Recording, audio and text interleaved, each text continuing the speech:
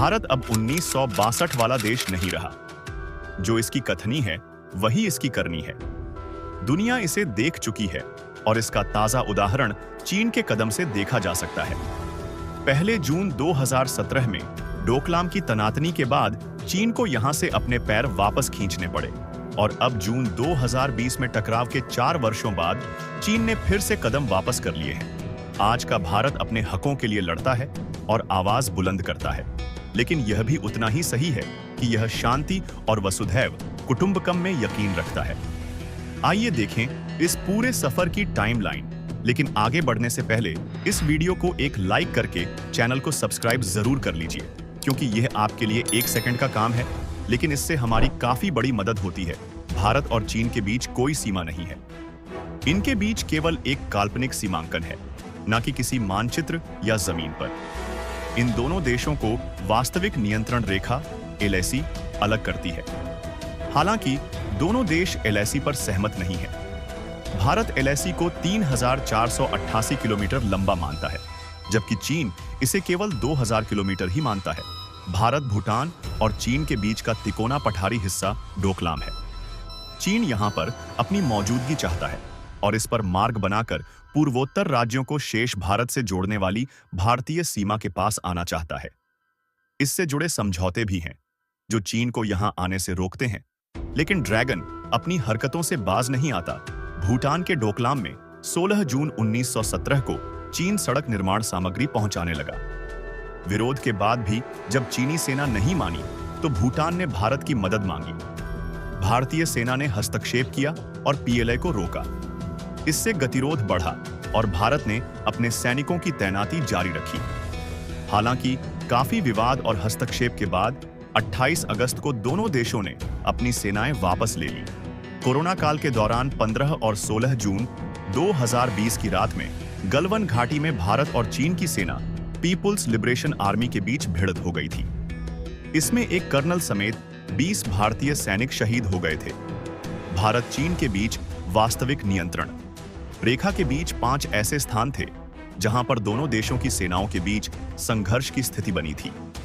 इनमें देपसांग मैदान, डेमचौक, गलवान घाटी, पेंगोंग सो और गोगरा हॉट स्प्रिंग शामिल थे। 2020 में हुए संघर्ष के बाद विभिन्न चरणों की कूटनीतिक और सैन्य कमांडरों की कई दौर की बैठकों के बाद गलवान घाटी, पेंगोंग सो और गोगरा हॉट स्प्रिंग से दोनों देशों की सेनाएं पीछे हट गई थी और यहां संघर्ष की कोई संभावना नहीं थी। हालांकि देपसांग और डेमचौक पर सेनाएं तैनात थीं और संघर्ष का खतरा बना हुआ था। सीमा विवाद सुलझाने पर भारत और चीन के बीच सहमति बनते दिख रही है। पूर्वी लद्दाख में मई 2020 से दोनों देशों के बीच गतिरोध जारी है, मगर ब्रिक्स सम्मेलन से पहले विदेश सचिव विक्रम मिस्री ने बताया कि दोनों देश सहमति के करीब है। अगर ऐसा हुआ तो मई 2020 से पहले वाली स्थिति बहाल की जाएगी। भारत और चीन के बीच पेट्रोलिंग की व्यवस्था को लेकर बनी सहमति को 2020 में पूर्वी लद्दाख में उत्पन्न हुए तनाव के समाधान के रूप में देखा जा रहा है।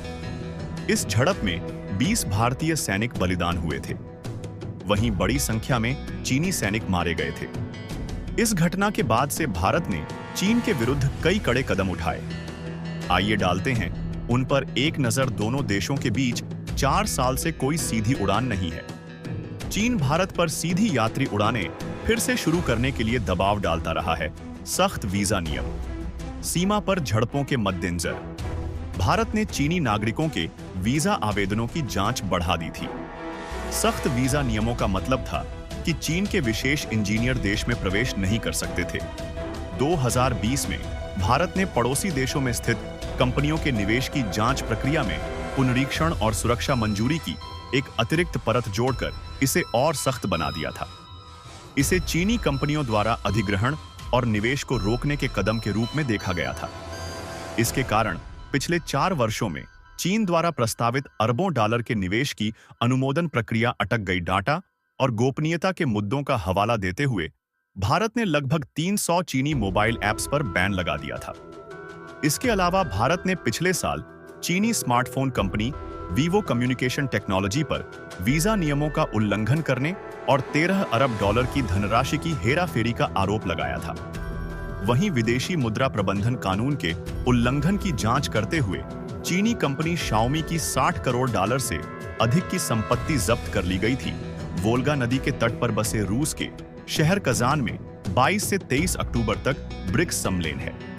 संभावना है कि यहां प्रधानमंत्री नरेंद्र मोदी और चीन के राष्ट्रपति शी जिनपिंग की मुलाकात हो सकती है। हालांकि अभी तक द्विपक्षीय बैठक की कोई सूचना नहीं है। माना जा रहा है कि सीमा विवाद सुलझाने पर चर्चा हो सकती है। अप्रैल-मई 2020 से पूर्वी लद्दाख स्थित वास्तविक नियंत्रण रेखा LAC पर चल रहे सीमा विवाद को सुलझाने के लिए भारत और चीन के बीच सहमति बन गई है।